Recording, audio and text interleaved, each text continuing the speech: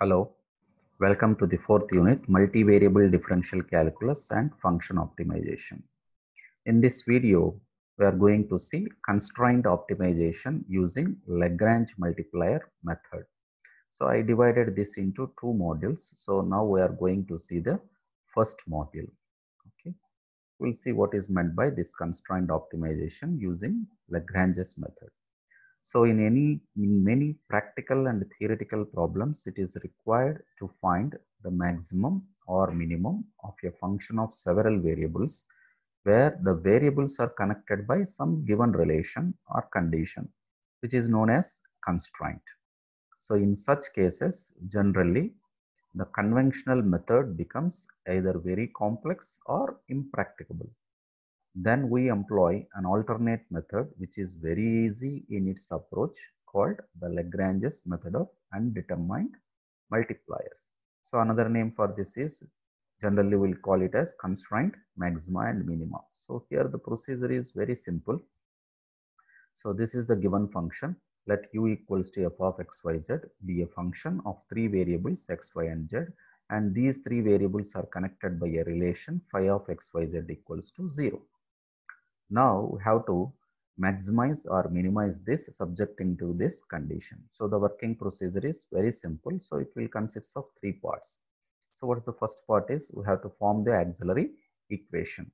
What's the auxiliary equation is capital F of x, y, z equals to small f of x, y, z plus lambda times phi of x, y, z.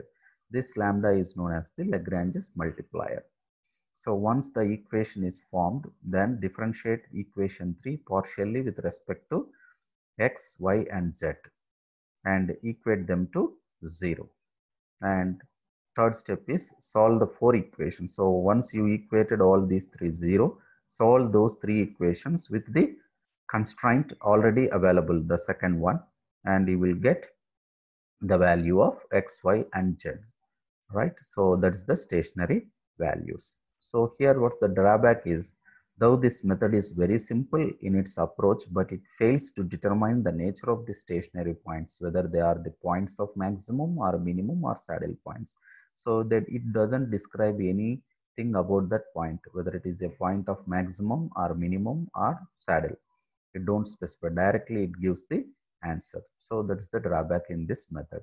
So this is very simple. So they will supply a function with respect to some relation, a constraint, and we have to frame first the Lagrange's auxiliary equation, which is known as auxiliary equation. Then differentiate this partially with respect to x, y, and z, equate it to 0, and solve those three equations with the help of the given constraint. Then you will get the stationary value. So we'll see a problem here. So find the stationary values by Lagrange's method of multipliers for f of x plus y plus z and phi equals to. So the function is given and a relation is also given. So first frame the Lagrange's function. F of x, y, z equals, these are the given. So first frame the Lagrange's function, auxiliary function. So f of x, y, z is small f of x, y, z plus lambda. So differentiate this first with respect to x, y, and z. So if you differentiate this with respect to x, this becomes dou f by dou x plus lambda times dou f by dou x. Next, dou f by dou y equals to dou small f by dou y plus lambda times dou small f by dou y. So equate these to 0. So this implies, so what is dou f by dou x here? Dou f by dou x is 1 plus lambda dou f by dou x is here yz equals to 0. Similarly, dou f by dou y is 1 plus lambda dou phi by dou y is xz. So xz, like that the third one. So we equated all to 0. So from this we evaluated what is lambda. Lambda is minus 1 by yz. Similarly, lambda is minus 1 by xz. Lambda is minus 1 by xy. Now we have to solve these three equations. So we have to eliminate lambda. So eliminating lambda from 2, 3, and 4. So if you eliminate lambda, we will get the relation like this: x equals to y, y equals to z. That means equate first these two. From that you will get one relation. Equate these two, you will get another relation. Equate first and third, you will get another relation. So from that you will get x equals to y, y equals to z. So if you substitute this x equals to y equals to z in this relation xyz minus a cube, you are going to get x equals to a, y equals to a, z equals to a. So this is the critical point. So which is, so at this point we are calculating the stationary value. We don't know what is this point, whether it is a point of maximum or minimum or saddle point, we doesn't know. Just you will get the stationary. This is a point, critical point. So if you substitute this in the function, you are going to get the stationary value. So the function is f of xyz is this one. So at this point, if you substitute instead of xyz a, we got 3a. So this is the stationary value. Next, find the dimensions of a rectangular box of maximum capacity whose surface area is given when box is closed. So what we'll take is xyz be the dimensions of the box, that is length, breadth and height of the rectangular box. Then what is its volume is xyz. So this we are saying f of xyz. And what is its surface area? 2 times of xy plus yz plus xz, which we are taking it as phi of xyz.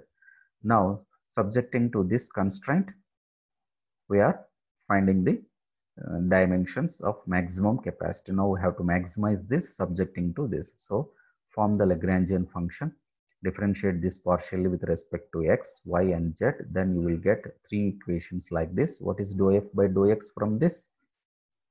Dou f by dou x is yz plus lambda. Next dou phi by dou x. Dou phi by dou x is, this is dou phi by dou x is here y and here z. That means 2 times of y plus z equals to 0. Similarly, the third and fourth equation. So by solving second, third and fourth, we will get x equals to y equals to z. That means length and breadth and height are same. Therefore, the maximum volume is, so if you plug in that in here, x, y, z equals to same, you will get x cube. So that is the maximum value. So using the method of Lagrange's multipliers, find the extreme values of f of xyz equals to 2x plus 3y plus z subject to 2 constraints here. So in the original method, right, if you see here this method, original method, here a function is there with a single constraint. So they may give 2 constraints also. Then what you have to do is you have to extend this equation just by adding plus some other constant mu, and the second constraint will come into the picture. Okay, so that's the extension. So for this, if you see, so here function is given subjecting to 2 constraints here. So one is here, you can take it as phi of xyz. The second constraint you can take it as psi of xyz. And this is given. So this is given and we are taking this is phi of xyz, and this one we are taking it as psi of xyz. So now we are framing the auxiliary function. Capital F of x comma y comma z is earlier up to this one, f of xyz plus lambda phi of xyz is there. Now additionally one more constant comes, mu, and the third one phi of psi of xyz. So let this is 1. So differentiate this capital F with respect to x, y and z, equate it to 0. So if you differentiate this with respect to x, dou f by dou x, which is nothing but dou small f by dou x plus lambda times dou phi by dou x plus mu times dou psi by dou x equals to 0.